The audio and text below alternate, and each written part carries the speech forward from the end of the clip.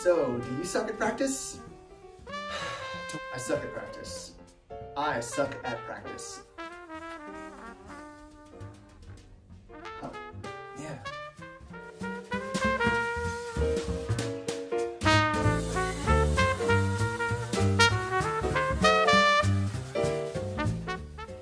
Hey, I'm Nick McLean. This is the NM Music Channel, where we talk about anything and everything related to being a modern musician. From education to playing to running a music business. I'm hoping that I can help you out with some of the stuff that I practice, that I teach, and that I run with my business. Maybe it can help you out a little bit, or maybe you guys got some tips to give me. Yeah. So let's get started. Today's topic at hand. The one thing that I can give you that is not going to make you suck at practice, it actually, hopefully, is going to make you be a little better at practice.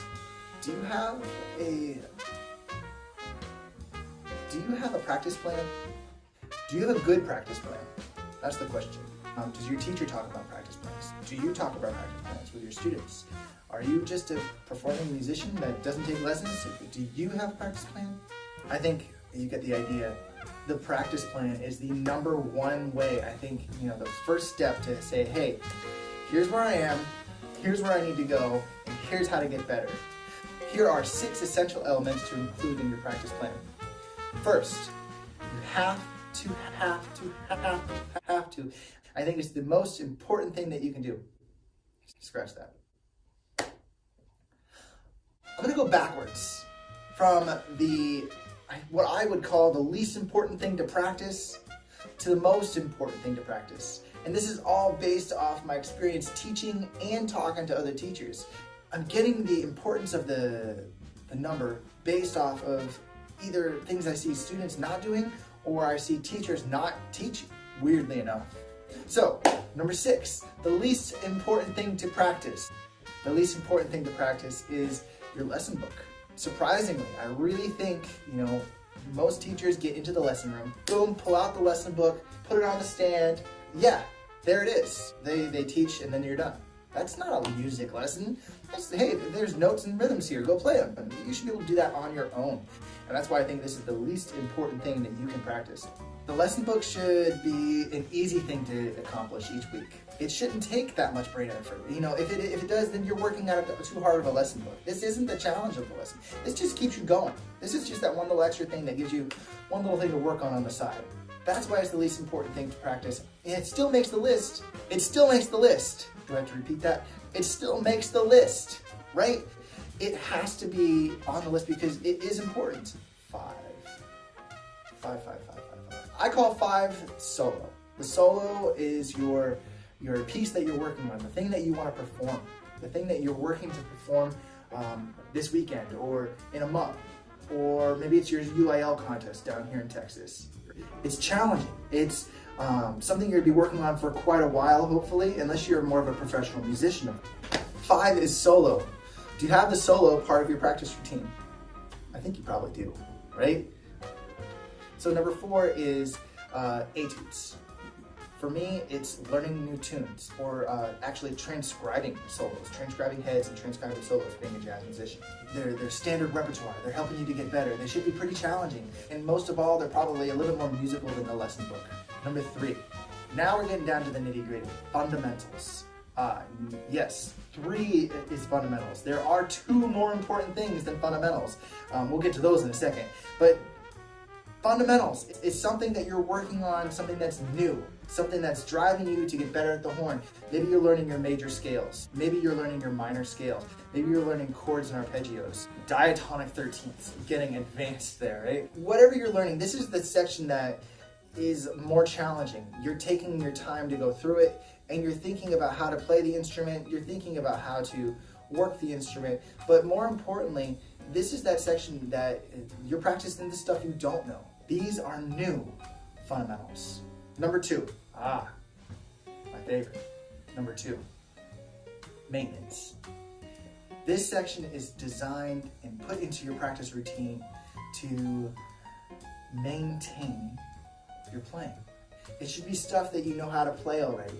But more importantly, we're maintaining our sound. This is the one time of day you get to sit down and practice, what do I sound like? Maintenance for me is long tones, lip slurs, a review of scales and scale patterns, a review of chords and chord patterns, right? Things that I'm already practicing. I don't really change this up too much. This is just me asking myself, do I sound like a trumpet player? A trumpet, just in case you didn't know. Yeah. All right, are you ready for this one? We've got the first and most important thing to practice. If you tune in tomorrow, it's going to be the subject of tomorrow's video, I think, unless I do something really weird tonight and decide to do something completely different tomorrow, which I might do.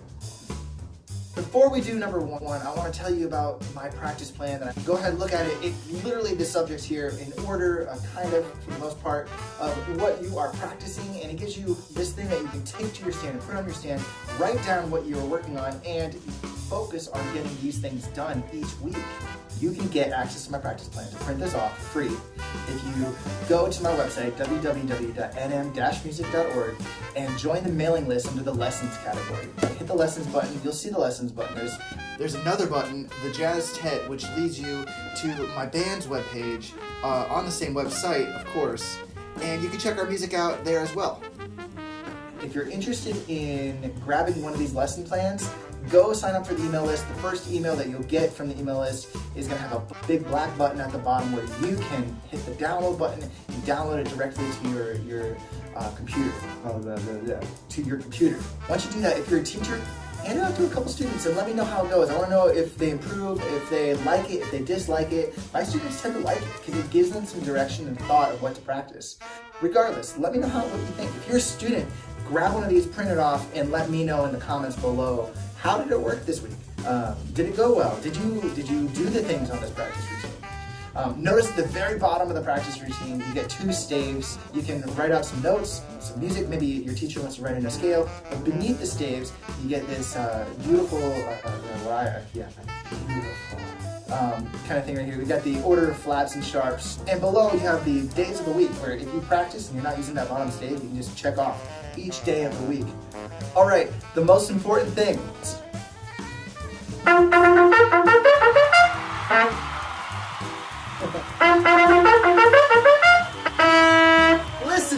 Listening is the most important thing that you can practice. If you are not listening to your instrument being performed on a regular basis, then you are not taking full advantage of your practice session.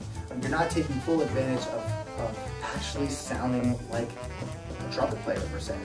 Listening is the most important thing you can do. If you as a student wants to improve, listen to people play your instrument. If you as a teacher want your student to improve, get your student to listen to people playing their instrument. Think of it like a language. And we'll talk about this tomorrow, right? Music is a language. How do you learn a language? You're surrounded by it from birth. And once you are surrounded by something, your brain just naturally sponges it up, right? It takes it in. Music is a language. And first and foremost, we use these giant tuners growing off the side of our head in order to learn this language. If you are listening to people professionally play your instrument, I guarantee, on a consistent basis, I guarantee you will get better at your instrument. I hope some of the stuff that we talked about today will help you out. Obviously, I really hope no one sucks at practicing, and I hope that you guys can use some of this stuff to maybe add it to your goal. Maybe there's something that you teach that you wanted to throw in there to some students, and this practice plan can help you out. Don't forget, you can subscribe down below, like down below. This is a brand new channel. I've been teaching for, 10, 15 years now, and I've never done anything like this. So I'm hoping that you guys will support me in getting my practice methods out there.